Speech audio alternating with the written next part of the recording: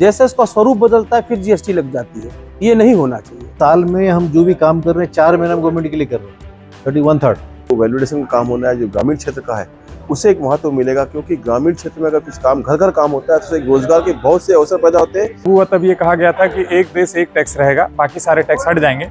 जो बजट आने वाला है उस पर मैं ये चाहूंगा कि केंद्र सरकार जीएसटी पर जिस तरह से 18% से लेकर 2% तक लागू है उस पर पुनर्विचार करे।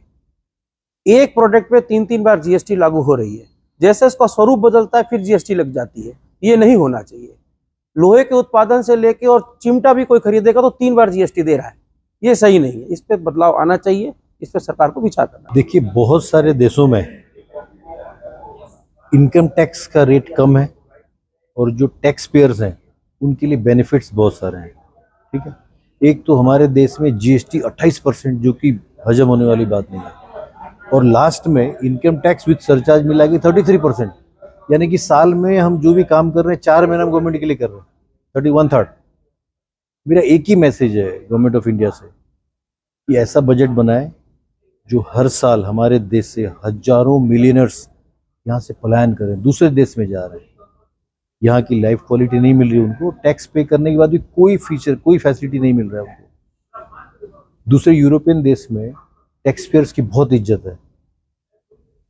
ये प्रॉब्लम अगर गवर्नमेंट समझ जाए तो काफ़ी बड़ा चीज़ सॉल्व हो सकता है। एक रेस्पेक्ट मिले टैक्स पेयर को, क्योंकि वही रीढ़ है देश की। फ्री में तो कितने ही बांट दो। इस बार बजट में ये उम्मीद है कि जो छोटी छोटी यूनिट है और जो वैल्यूडेशन का काम होना है जो ग्रामीण क्षेत्र का है उसे एक महत्व मिलेगा, क्योंकि ग्रामीण क्षेत्र में अगर कुछ काम घर घर काम होता है तो उससे रोजगार के बहुत से अवसर पैदा होते हैं और भारतीय संस्कृति पूरे विश्व पटल में एक मार्केट का बहुत बड़ा रूप लेती है। अभी आधुनिकीकरण के दौर ने बहुत से लोगों को रोजगार छीन लिया है। मुझे लगता है कि अपनी जो पारंपरिक चीज़ है उसको भी सरकार बहुत ज़्यादा सहूलियत देते हुए उसको हाईलाइट करना चाहिए। हुआ तब ये कहा गया था कि एक देश एक टैक्स रहेगा, बाकी सारे टैक्स हट जाएंगे, लेकिन अभी भी छत्तीसगढ़ में 1.5% मंडी टैक्स लिया जाता है, जो कि एक देश एक टैक्स की धारणा को गलत साबित करता है।